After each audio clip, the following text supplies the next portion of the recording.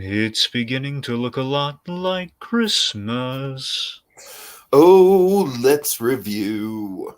We'll analyze the scene. Sounds holly jolly to me. Before it's over, let's begin. Bum. Bum.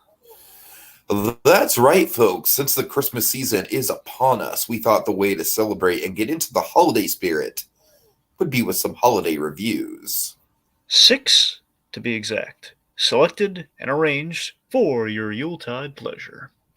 So silver up those bells, light the multicolored lights, and go out and build a snowman as we engage in some seasonal shenanigans. Ooh, good old snow. All right, Dragon, and tonight we are talking the most recent movie on our lineup this year. It's Neil Patrick Harris in 8-Bit Christmas. All right. So yeah, Dragon, this is the HBO Max, the big HBO Max kind of holiday movie, not holiday in the sense of like, hey, we're putting Wonder Woman on HBO Max Christmas Day. No, holiday in the sense that this is a genuine holiday movie. And Dragon, is this movie good? No, it's not. It's not. But was it a good time?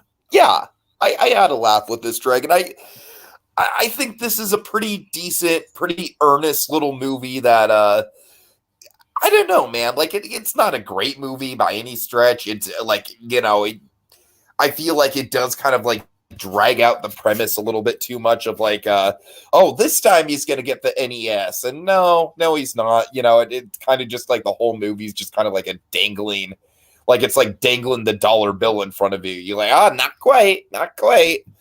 But I mean, Dragon, I had a good time with this, though. I would be lying if I said I didn't. I think that I think that there are a few pretty decent qualities with this. I'm not gonna lie.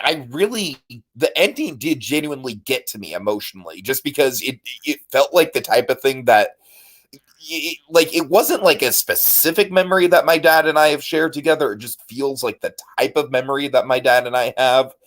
And so I was really warm on Steve Zahn's character, even though he was kind of a flaming asshole for a lot of the movie.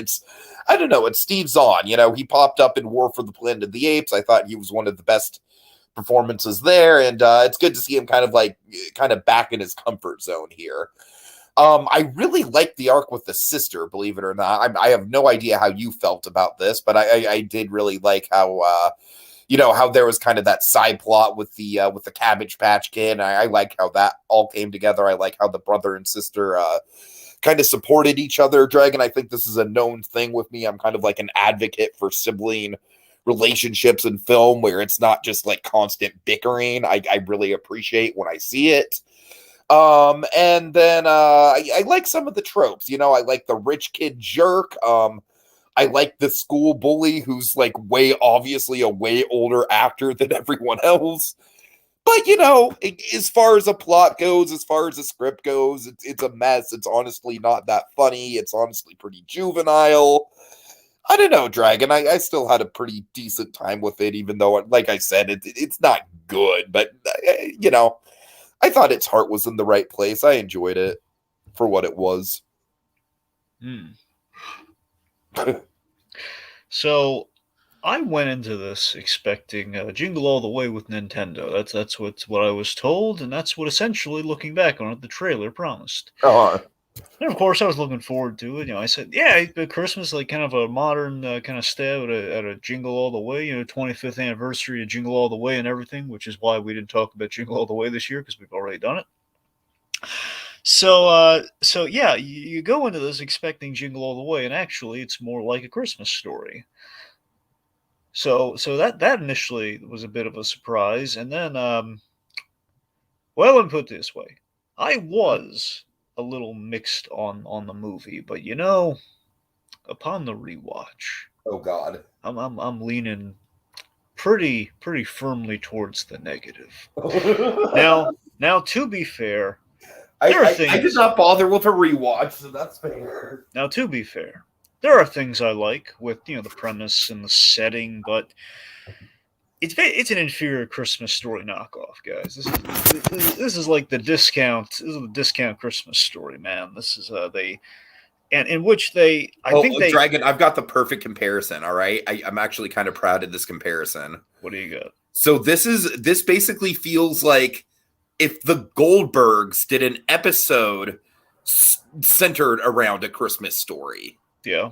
This would be it, right? Because it's like it's going for that. It's going for Christmas Story, and I'm not even saying that the Goldbergs is like this level of humor. I'm saying this feels like sitcom humor is what I'm trying to say. Oh, sure, the Goldbergs would have been far superior than what we got. Of course. Look, I think what happened here is they botched the sentiment and they compromised the moral at the end. Because I'm with you, I do like that, Tiki, but I think nothing before that supports that payoff, and that bothers me insanely. Let me put it this way: at the end of the day, with this movie, I'm a little, well, maybe scratch it, maybe a little, kind of moderately to a lot. I'm angry at this. Oh Jesus! Oh God! I'm angry at this, and my mood did not improve when I learned who directed this. Oh, okay. This. So, I don't know. Okay. I got a thing with this director, but tell me. But we'll get to it with background. But one last thing, I think the best comparison I have for this, and I think you might get on board with this, Tiki. It's Scholastic Book Fair with kind of an edge. It's kind of like a Katzenberg Toy Story edge to it, which I did not appreciate. But still, it's kind of Scholastic Book Fair, kind of a book fair book. I mean, I did get the Scholastic Book Fair vibe a little bit for sure. I don't know. It feels like an adaptation of a Scholastic book to a degree, like a holiday book, but just there's a little bit more of a cynical edge in places. With the ensemble cast of characters who have exactly like one trait and they don't have any development. Exactly. And also the way the parents are written. There's a lot of Scholastic in this, but unfortunately not Scholastic and like, oh boy, the nostalgia. More like, okay, well, that's where the familiar vibes are coming from, but we're not nailing the wonderfulness of those familiar vibes that well. All right, so let me hit you with the background. Go for it. Okay, so this was produced by New Line Cinema, and it was an HBO Max release, which we've kind of covered. Basically, HBO Max is chasing the Netflix and Disney Plus Christmas movie buzz. Of course, firmly on Netflix, everyone wants a Klaus, but only lightning strikes. Lightning so rarely strikes twice, I think, is wise. I mean, I feel like Netflix is kind of like going less for the Klauses and more for like the princess, whatever the person. God damn it! I'm sorry, Dragon. The Princess Switch Christmas, whatever. Yes. Those types of. I'm sorry, I totally botched that, but those types of like kind of like throwaway Hallmark type movies. I feel like that's Netflix's real business. Yeah, I mean now but again they've become kind of the name and like, okay, here we're doing a Christmas movie. It's like in that that variety of Christmas movies, sure. So HBO Max trying to get on the action, it seems, with a movie like this. So here's how we get this movie. So this essentially was a script on a shelf for a while. Apparently there's this thing in Hollywood, which I forgot they had a specific term for this, but in Hollywood they have scripts that are called Blacklist Scripts. Now the Blacklist Scripts, that's not saying like like they're hated or like or anything, but it's essentially like these are the scripts that were like most shopped around and kind of most liked, but for years were in development. Heck, they were unproduced. They just sat on a shelf. So this is like one of them that kind of made the most rotations. They have like an award ceremony per year apparently for like the most liked of the unproduced scripts. Mm-hmm. So that's how this one's been floating around for a while, I guess. And it's like, hey, HBO Max wants to make a Christmas movie. Let's go for the highest rated one we got from that Blacklist kind of array. And then they got the director, Michael Dowse. So Michael Dowse, Canadian fellow. So Michael Dowse, kind of the bane of my existence as a director, because he's like this. From 2019 onwards, this guy, every time he puts out a movie, it's like something that initially has my interest and then just burns me so scaldingly bad. So let me start. Okay, so first off, the guy did Stupor, which again, great trailer. Movie was not Stuber, that trailer. yeah. And then it gets worse. This feels like a Stuber as far as like good premise, bad execution. Yep.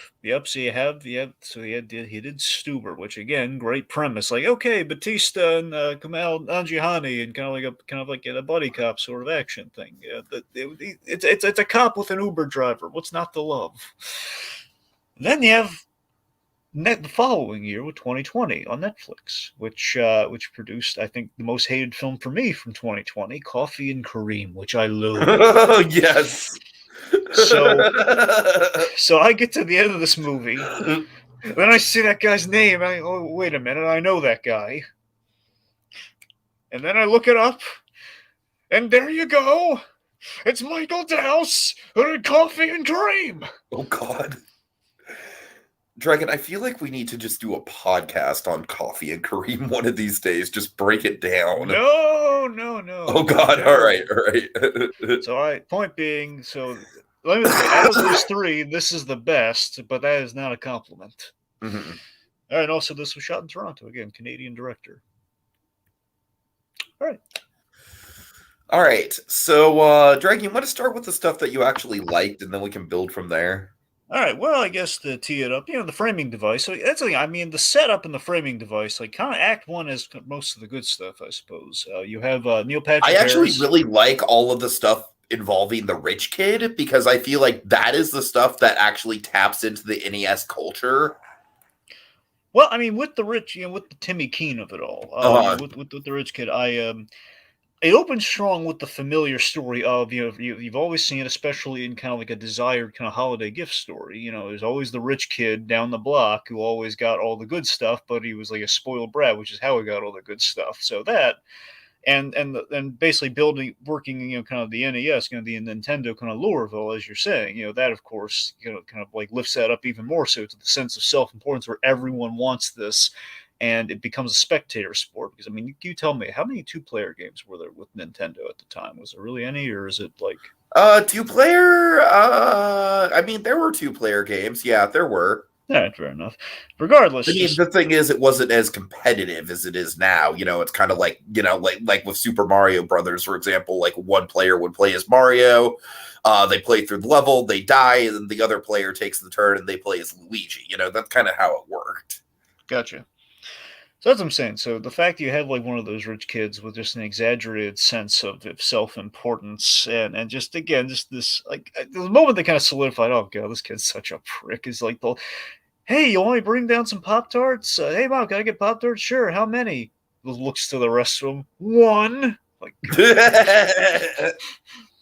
just and again, like, everyone, like, it lets in an audience of 10 just to watch, and just like teases them, like, hey, you want to play? Nah, just, oh God. I wish that kid got maybe a hair more of a comeuppance personally. Like, we took it out on the poor dog. I think we should have taken it out on the kid. Yeah, the dog thing was a little out of left field. So here's, what's funny though, this is gonna sound weird. So maybe a little Bill Burr-esque, I don't know. Oh God. What I like about the dog thing is that it feels very in line with like National Lampoon's, which, again, looking at holiday specials and stuff, it's kind of hard not to think of, National Lampoon's Christmas Vacation. So pardon me, I kind of wish we went full force, because I don't believe that dog survived. I think we should have killed the dog. Oh, I don't either. Oh God, no. That big ass TV. I mean, it's like, it's not even really hurt. Yeah, that's what I'm saying. It's a little dog. It's a giant TV. Like, at the very least, like, I understand them not wanting to actually kill the dog, but like, at least have him in like an exaggerated, like, I don't know, like doggy cast or something. No, they had that, but still, I don't buy that dog survives that. In 8 Ways to Sunday, there's no way that dog survives. So I'm just saying, like, if you're gonna go that far, go all the way. I mean, the girl thought the dog was killed. Why didn't you just solidify that? I mean, here's the thing: they didn't instantly clarify the dog. They didn't instantly clarify the dog survived. It took a little bit, but still, it's like, in fact, you're gonna make people wait for that sort of thing. I mean, look, just go for it. It's like, don't. I don't know. And so I think the single smartest writing choice in the whole thing is basically like the big catalyst for the plot being the Power Glove.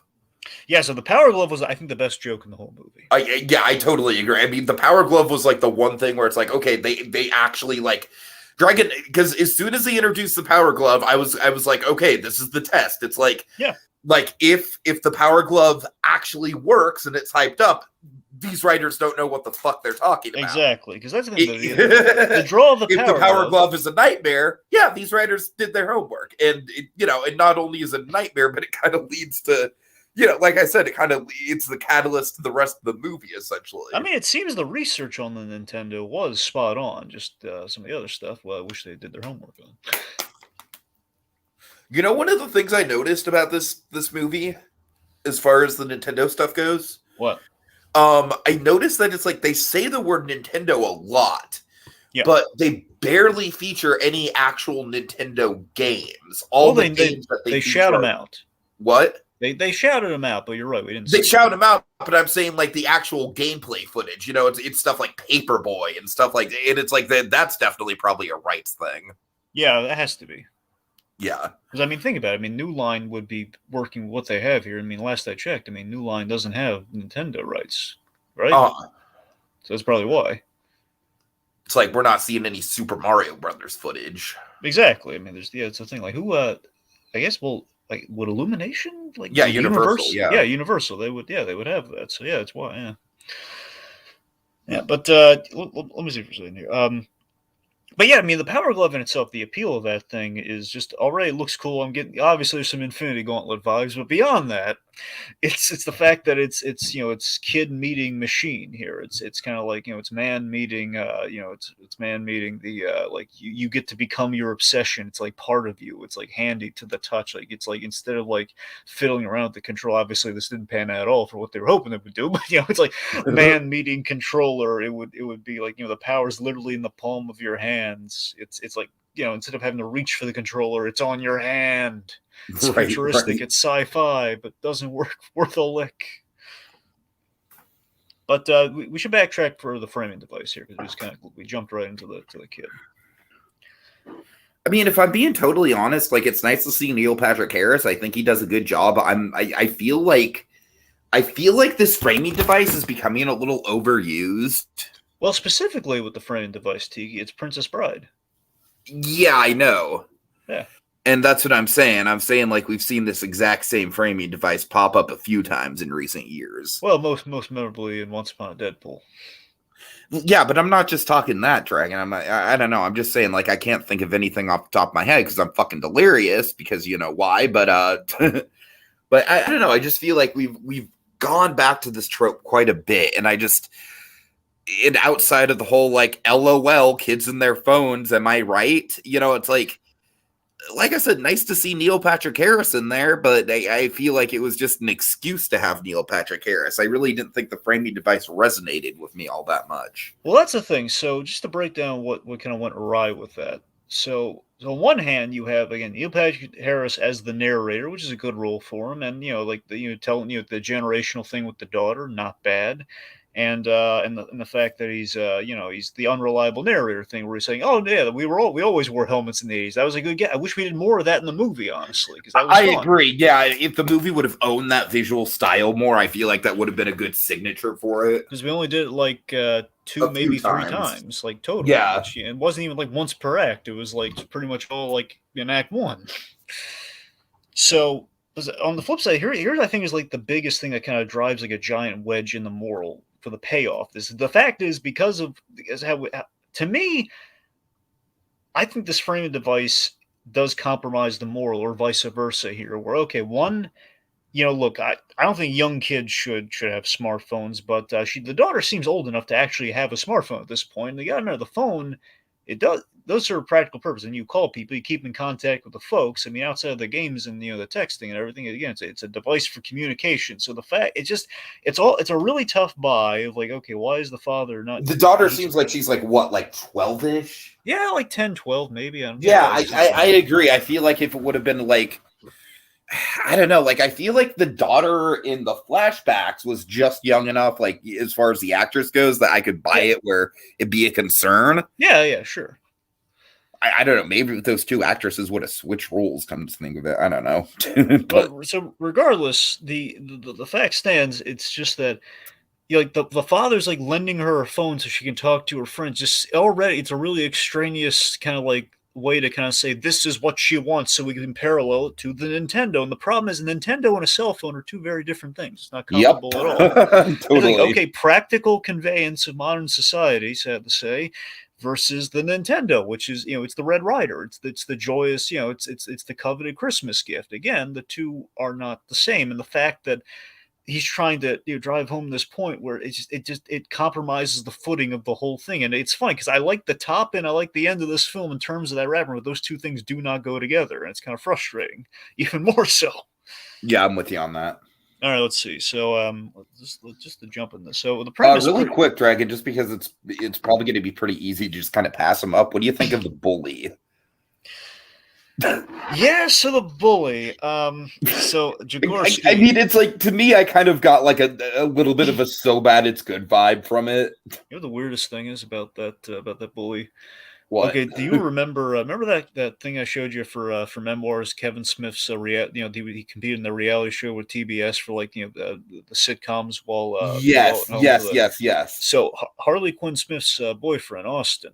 No way, that's him. No, I'm getting to that's what's okay. weird. Okay, I'm sorry. No, it's not him, but it looks very similar. It does, yeah. He looks. When you said that, I was like, "Oh, I could see that," So for a moment, I was like, "Wait a minute, that can't be." I had to look it up. I was like, "No, it's not." Is it his brother?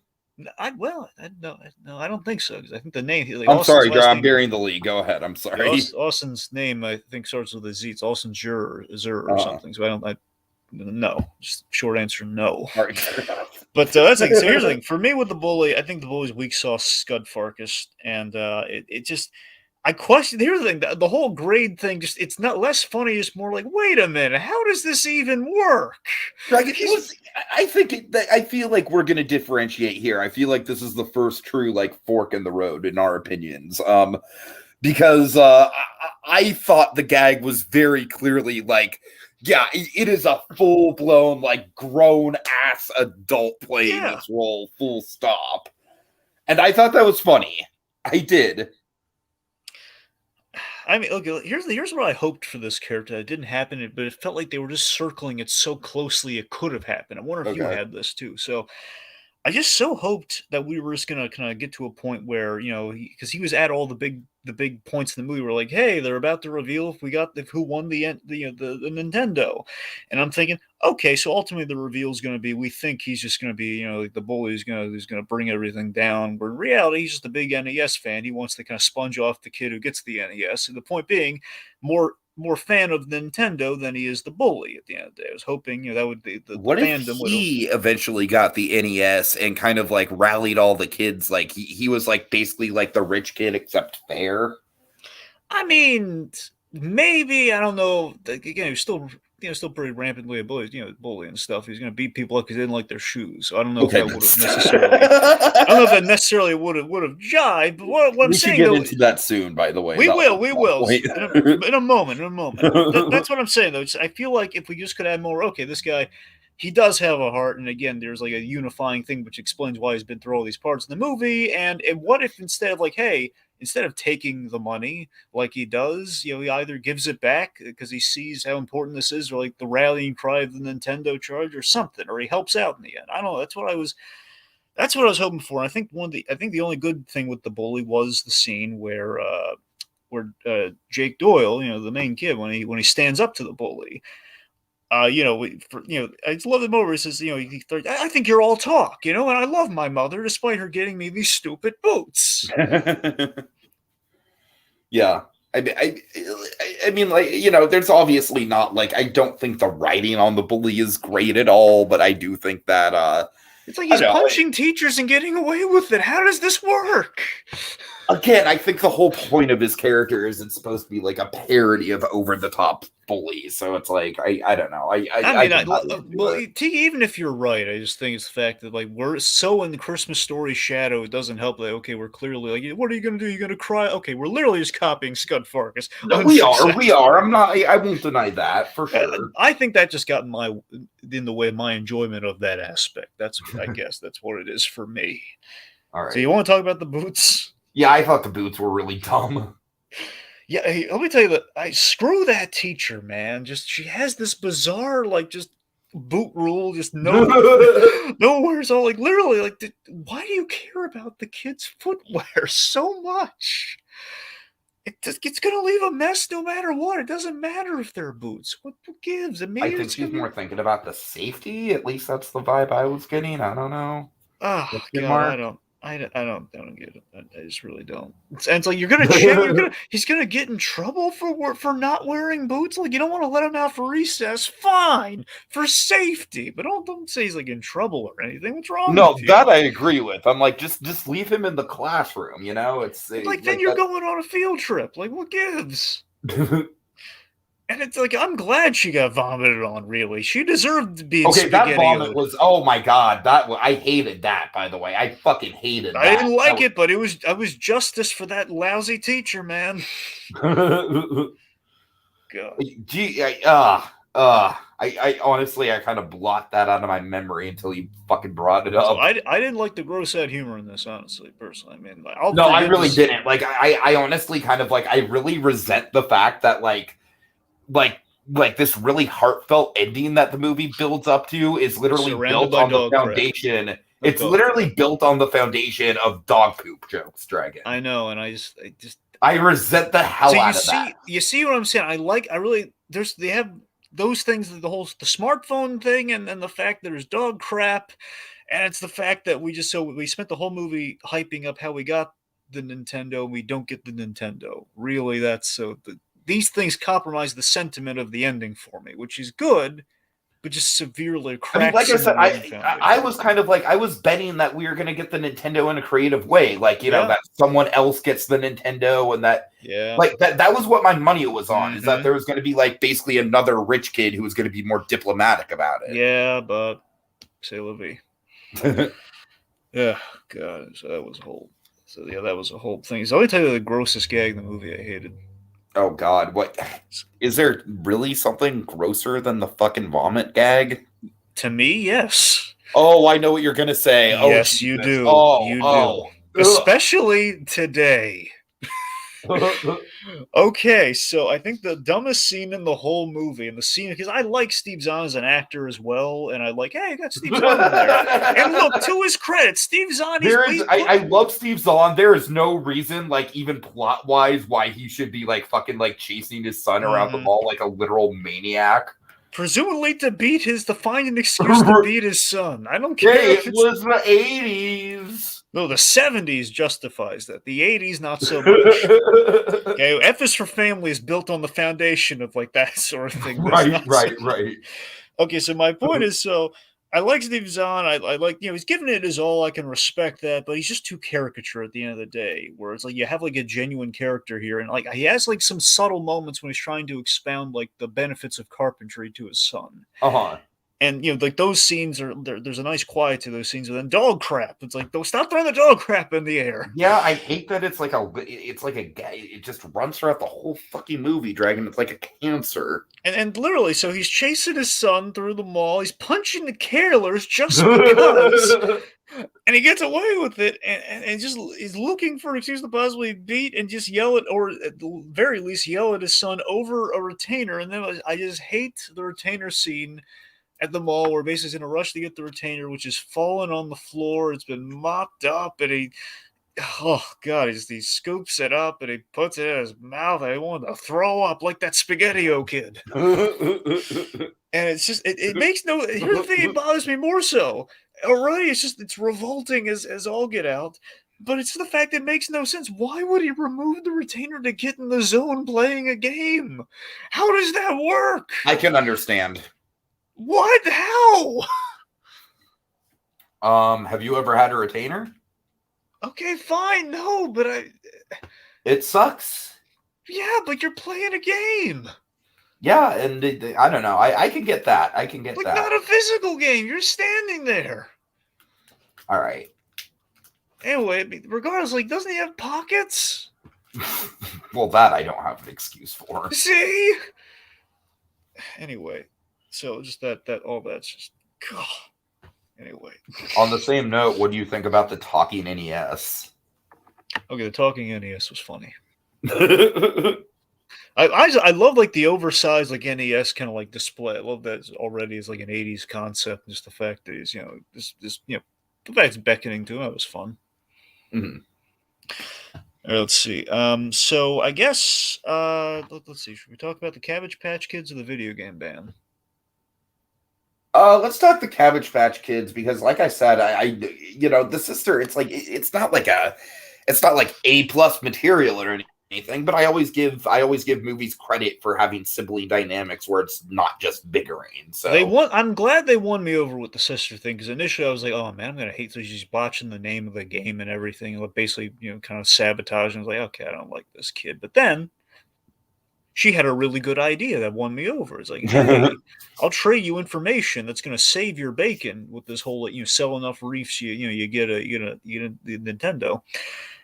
The old folks home was a really ingenious solution. Yeah, old folks have doors that might not have reefs yet, and they love kids. They love company.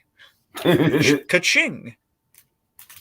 Great idea, and it deserves that Cabbage Patch. Give them a few hints, because apparently the parents are really dumb. Yeah. Which also kind of bothered me, how kind of dumb and kind of they're not the Turners, but they're on the same road. They're on the road to the Turners. Yeah, I won't lie. The whole giving the hints thing that was a little weird to me. Yeah.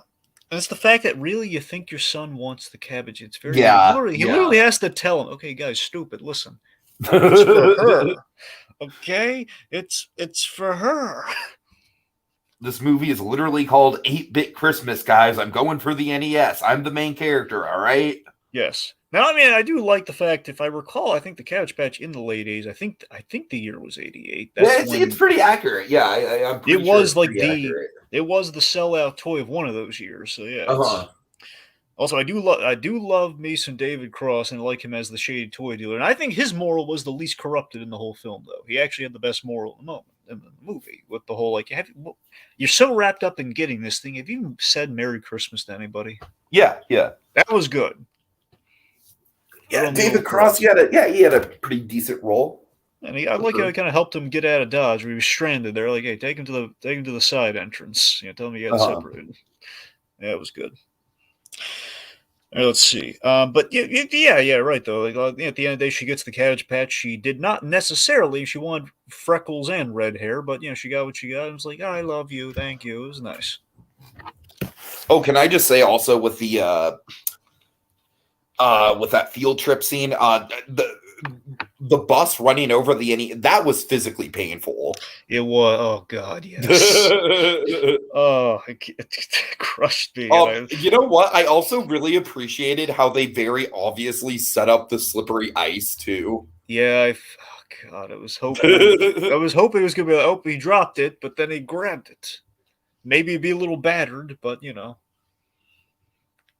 I just, here's the thing though, Dragon. I feel like the movie plays that trick a few too many times, Okay, so let's break that. This bleeds into the video game ban thing. So okay, so that's the thing. So it's really silly, the number of obstacles we lay out for this Nintendo, and the many times we pull the rug out from under us. Because think about it. So initially we have so we have the rich kid with the Nintendo, which then of course leads to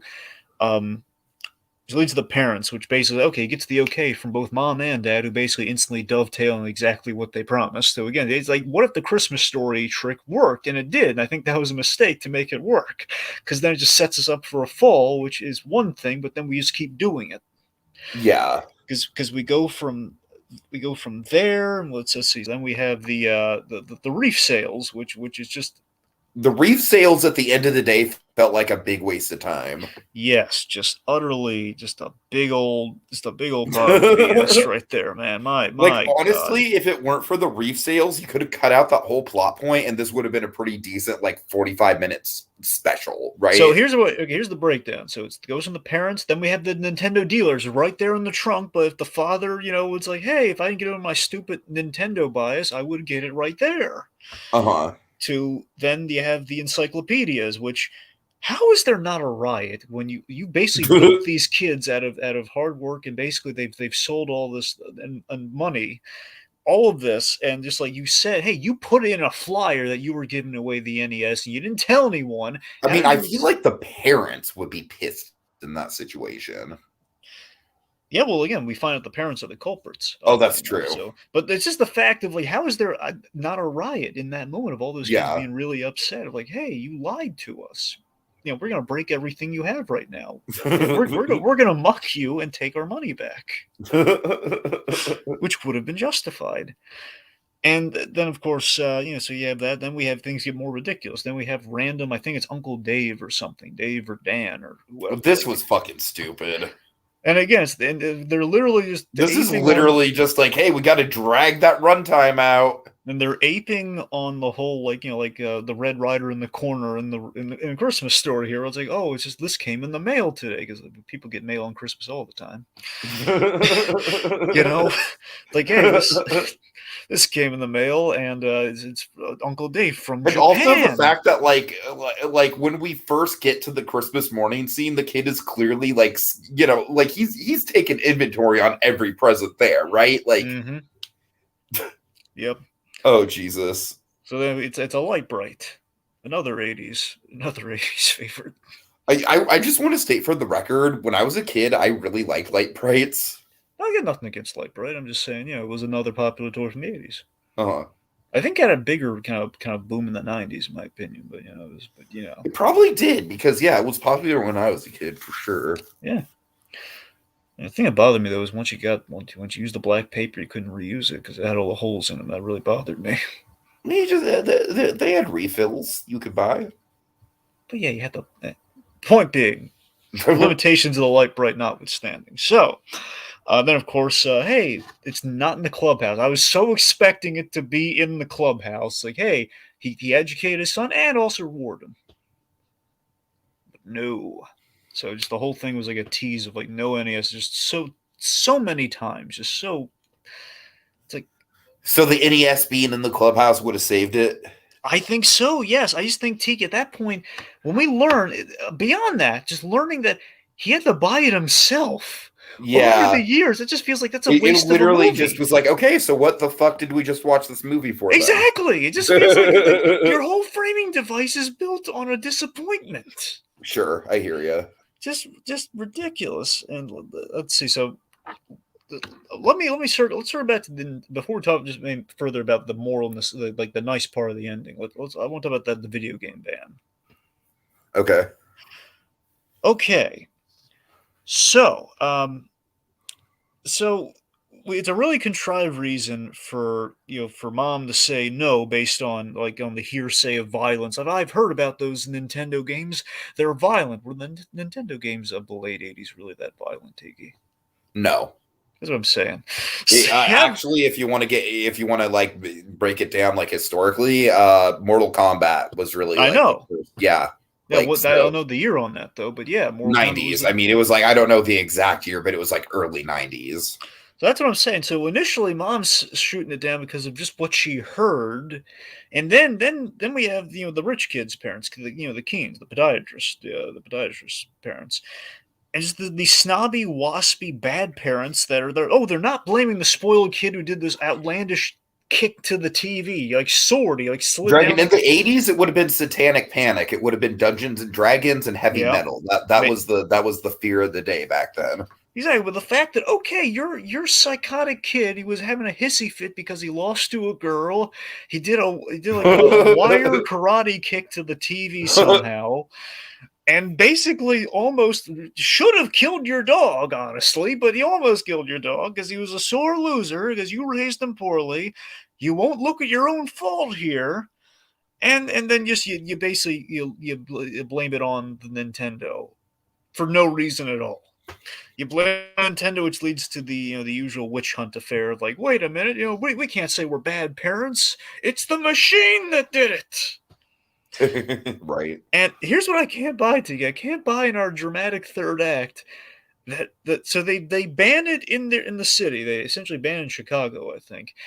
Yet the moms, a pair of moms, are taking time out of their day to drive out of the city they live in, or drive out of the suburbs that they live in, to go to the mall we were at earlier, which is like it's a long drive away. Yeah, and they ban it in like the suburbs, which I would assume would be like kind of like Gurney, Illinois. Yeah, sure, yeah, somewhere around there. I only say right. Gurney because I know that's where Six Flags America or Six Flags Great America is. But it's like they're just enforcing a ban in places outside of where they live just so we can have an obstacle. What sense does this make? And like, what's even more stupid about that is that in that scene, you don't even really like need the additional obstacle, because I feel like getting on and off the bus is obstacle enough. The ticking clock's enough. Yeah, why do we need that? And then just to get into some of we didn't really talk about the kids at all, so just to loop them into this, because they all had kind of like a role to play, I guess. I mean, like, for example, they had some really kind of fizzled out payoffs, like the farmer kid, the kid who, I swear to God, Tiki, I wonder if you had this, the kid who's the pathological liar. Did you think if for a moment I thought we might see these kids growing up? I thought Josh Gad would have played this kid growing up. No, I can't say I had that. Doesn't this kid look like he'd be tailor-made to play young Josh Gad? Yeah. So regardless, just like you have the pathological liar kid, you think, okay, well, now's his time to shine after he screwed everyone over in the movies. Like, nope, he sucks. No, well, I agree. I agree. It was like I was actually like, oh, this is going to be a decent payoff for this kid, and it's like, nope. Nope, he's very, we know he sucked up to this point. Maybe he's going to actually turn around. Nope. we had the Hodges twins, who just really they're really generic, and they find sports, they find cards that are going to be able to be sold. That's about all they do. And yep, we have like some dumb nicknames, gags on the walkie-talkies. That's about it. So yeah, I kind of hated and disliked half the kids. So just to get that in there, I kind of hated half the kids. And then the other half are just kind of bland, honestly. I mean, the one I liked most had the grossest in the movie. I liked the SpaghettiOs kid. I mean, he took the bullet for him. He did all that, but he let me tell you, the kid I really didn't like, and this is the weirdest Christmas story pull in the whole thing. Emphasis on the weird. Okay. So there's a kid in this movie who's an homage to the weird kid from the Line to See Santa in A Christmas Story. Remember the Wizard of Oz kid? Yeah. Who I'm convinced was the inspiration behind our buddy Mark Sipka's character, Tad. Tad, who loves the Wizard of Oz. Like, I like the Tin Man. That guy. So basically, doubled down on the weird thing with he's doing like the weird diarrhea song when he's hiding behind the dumpster. Oh, I hated that. Yeah. What's a reef? It's like he can't read. Like, we dumbed him down, and we're trying to get a point out of it. Like, he's the reason I'm going to stand up to the bully. Like, I didn't need that payoff at all. Just stand up to the bully because you had enough. Because this whole movie's been BS, and you're fed up, and you've had enough, and you want to yell at this guy. Don't give me like, this kid inspired me. How did he inspire you? Uh-huh. So it's anyway. So let's just get to the ending and the moral and everything. The moment you like, Tiki. Yeah, I mean, the two big problems are like that they don't have the NES, and that it's literally built on a foundation of dog shit. Yeah. Oh God. But I think Steve Zahn's sentiment is really intact here. It is, and that's there's a real legitimate heart to it, but again, a heart that does not save this movie. This is a heart that does not grow 3 sizes, just the one. I'm just so split on that moral. Just again, like there's like a non-reliance on technology thing, which is sure, and like Nate, you nurture the imagination and the drive that you and your friends to get the NES in the first place. That's what the moral of the movie is. That's the theme of the film, I guess, that they're trying to hit, and you hit a sentimental and kind of pathos-filled note with like the fact that the building became their bond. They built things in the house. They fixed things up, and that was their thing. And the fact that Steve Zahn isn't at the dinner table at the end, the fact that he passed away, and like that, they're hitting nice notes there. does not correlate at all to like the telling of our story, and just it's a shame too because like there's some genuine hope there, and nothing. Yeah, I'm with you. I just wish there was like a different payoff with the father and son. Like that. Let me put it this way. Here's what fundamentally. Last thing I really got here is like here's what doesn't work for me. I think the end of the day why it doesn't work is that in A Christmas Story, which is of course a lot of this is the DNA of A Christmas Story. The big payoff with the father son story is the old man in A Christmas Story was the one person Ralphie didn't ask for the Red Rider from because he wrote him off. He's saying, "Oh, my dad's never gonna say yes to this." He just gave up on his father, and he's the one who came through for him in the end. The one person he didn't ask.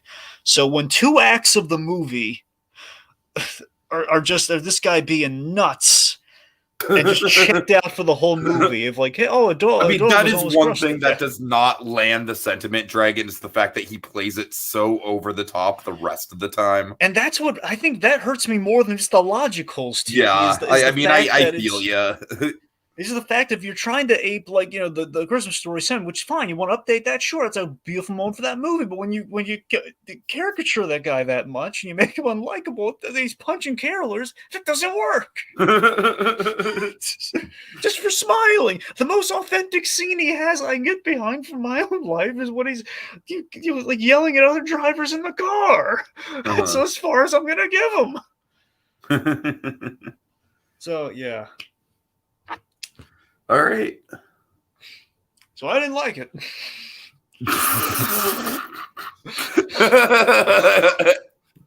I think that's a good note to end on, Dragon. Yeah. I didn't like it.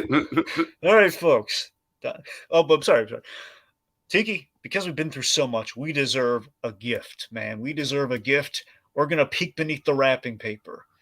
And you know what? You know what it feels like? It feels like a book. Oh, God. We're wrapping it back up to the Scholastic Book Fair of it all. Yes, but we're gonna outdo the Scholastic Book Fair. You know why? What are we talking about? We've earned some Batman. Batman Noel, kids, for the anniversary. I know next to nothing about this, so I'm going in fresh. I'm excited. All right, folks. Time to dash away a little bit as we wave goodbye. Don't you cry. We'll be back again next time. For even more seasonal shenanigans. La la la la la la la la la la. NPH, why? Why? I love the Power Glove. It's so bad.